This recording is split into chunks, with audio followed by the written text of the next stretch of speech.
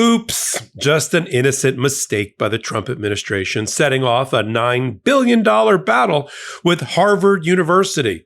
The way that Trump decided to back himself out of the corner he painted himself in after Harvard and its law school and its alumna, including those who sit on the judicial bench, on the Supreme Court bench, started to rally around Harvard. And as Donald Trump tried to change the face of Harvard in its hiring and in its faculty and in its students and its First Amendment expression and its freedom of study and the rest of that, the way he decided to back out of it, what else?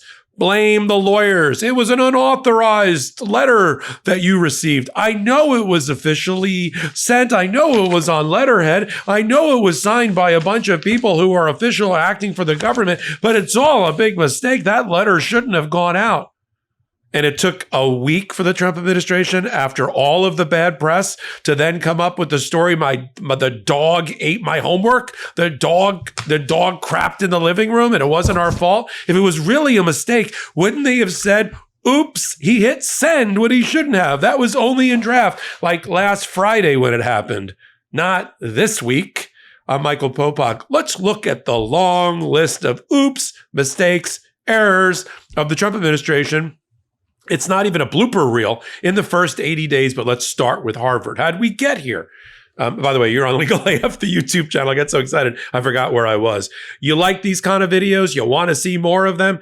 Hit the subscribe button. You'll get reminders every time a video ends up in our playlist, and then you won't miss any real-time reporting. Let's go back to this one. I just did a hot take like 3 or 4 days ago about the attack on Harvard, which, by the way, has not relented.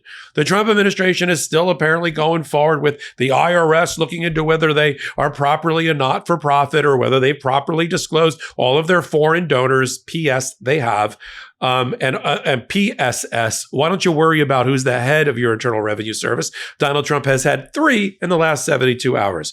Let's leave that for another day of revolving door of people coming and going from the Trump administration in the first 80 days. So they're still going after their tax exempt status. They're still saying they're going to audit them. They're still looking at whether, they're allowing foreign students in properly and if they're reporting and on these foreign students properly to the U.S. government. But the big story last Friday is that it looked like negotiations between Harvard and the Trump administration had broken down irrevocably, because the Trump administration on the 11th of April on letterhead with 3 different seals of 3 different cabinets on a letter that was signed by the Commissioner of the Federal Acquisition Service for the General Service Administration, the Acting General Counsel for the U.S. Department of Education, and the Acting General Counsel for the U.S. Department of Health and Human Services. I mean, we'd all agree that this looks pretty official, and that if you got this at home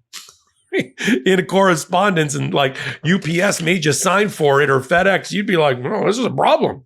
And in it, let me read to you what they said. And then 3 days later, Quinn Emanuel, a major law firm along with King and Spalding, Quinn Emanuel, note here, that's a law firm that represents the Trump organization as its ethics counsel. But here they're going after the Trump organization, the Trump administration. They wrote a letter back because they took it seriously.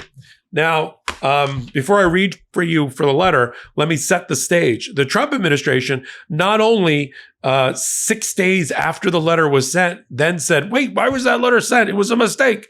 But they also say, it's not our fault. We're the victim. It's professional. Here's what listen to this. It's professional malpractice. I guess they're blaming Quinn Emanuel for the other side, Harvard, to believe that this was an official letter that made them have to return $9 million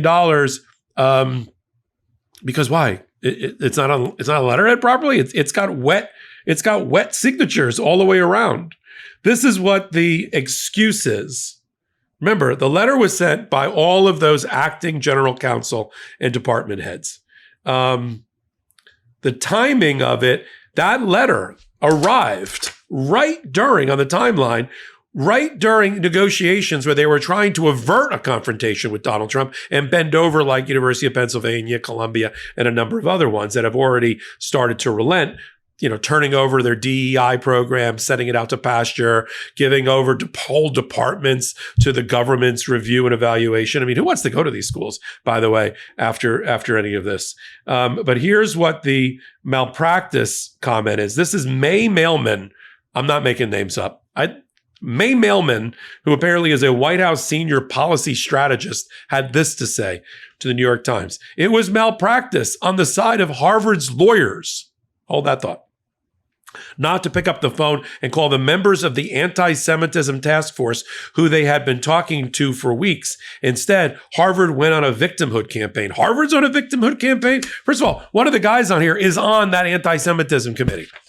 So you're in negotiations. You get a letter like this demanding basically that you're going to give back money and make all these changes. What are you to think? And I love they're taking a shot at the lawyers for the Harvard University, because one of them is Donald Trump and the Trump administration's own lawyers right now, the Quinn Emanuel firm. Here's the letter that they got. Dear Dr. Garber, the United States has invested in Harvard University's operations because of the value to the country of scholarly discovery and academic excellence. But an investment is not entitlement. Harvard has in recent years failed to live up to both the intellectual and civil rights conditions that justify federal investment. But we appreciate your expression of commitment to repairing those failures and welcome your collaboration in restoring the university to its promise. They want governance and leadership reforms that by August 2025, like 3 months, Harvard must make meaningful governance reform and restructuring to make possible major change consistent with this letter at senior leadership, tenured professors, and faculty. Okay, with an ideological litmus test being floated around. They must reform programs with egregious records of anti-Semitism or other bias. And then they name the programs. Divinity School. We're going after the Divinity School at Harvard, everybody. Graduate School of Education, School of Public Health, Near Eastern Languages Clinic, and the rest. Discontinue DEI. You get a letter that says you need to discontinue how you hire faculty and students. Student discipline reform and accountability. They got to make changes there, all within 3 months. Whistleblower reporting and protections, transparency and monitoring. We expect your immediate cooperation in implementing these critical reforms, or the $2 billion and $9 billion that you're getting are going to be cut off. Quinn Emanuel took it seriously. They're the lawyers for Donald Trump and Trump Organization. They sent their letter back, and that said Harvard is committed to fighting anti-Semitism and will continue to do that. It's unfortunate then that your letter disregards Harvard's efforts in contravention of the First Amendment, invades university freedoms, along recognized by the Supreme Court, and its statutory rights. No less objectionable is the condition that Harvard accede to these terms or risk the loss of billions of dollars in federal funding critical to vital research and innovation.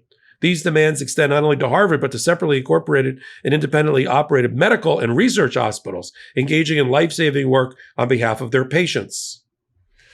Now, William Burke, who signed this letter for Quinn Emanuel, it's close up there. He's currently a lawyer for the Trump administration, providing ethics counsel on how they interact with the administration. So either Quinn Emanuel got a day pass, or they said, we're not going to do the ethics counsel work unless you do let us choose and let us handle whatever cases we want to handle, even if it's against the administration. And you can't get rid of us nor put us on a blacklist. Smart work by Quinn Emanuel. So what have we seen so far from this administration? They added a journalist to a top secret war planning session on Signal. They fired nuclear workers who are important to keep our nation safe and its nuclear arsenal because Elon Musk told them to. They've had numerous cybersecurity breaches.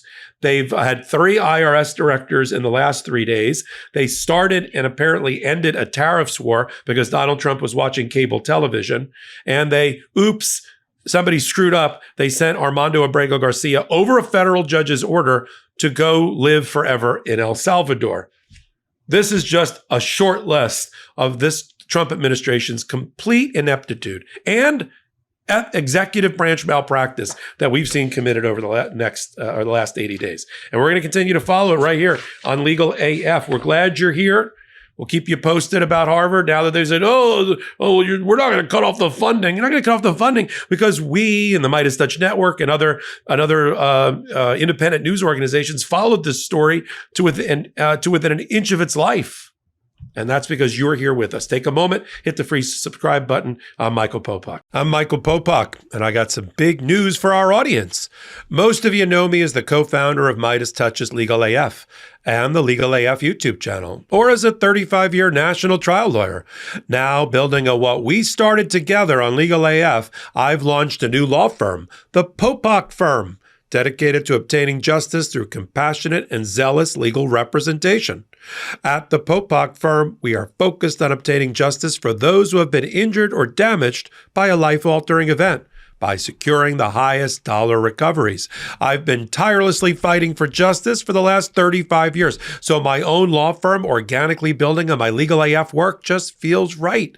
And I've handpicked a team of top-tier trial fighters and settlement experts throughout all 50 states known as big auto injury attorneys who have the know-how to beat heartless insurance companies, corporations, government entities, and their attorneys. Big Auto's attorneys working with my firm are rock stars in their respective states and collectively responsible for billions of dollars in recoveries. So if you or a loved one have been on the wrong side of a catastrophic auto, motor vehicle, rideshare, or truck accident, suffered a personal injury, or been the victim of medical malpractice, employment harassment or discrimination, or suffered a violation of your civil and constitutional rights, then contact the Popok Firm today at 1-877-POPOK-AF or by visiting my website at www.thepopokfirm.com and fill out a free case evaluation form. And if we determine that you have a case and you sign with us, we don't get paid unless you do. The Popok Firm, fighting for your justice every step of the way.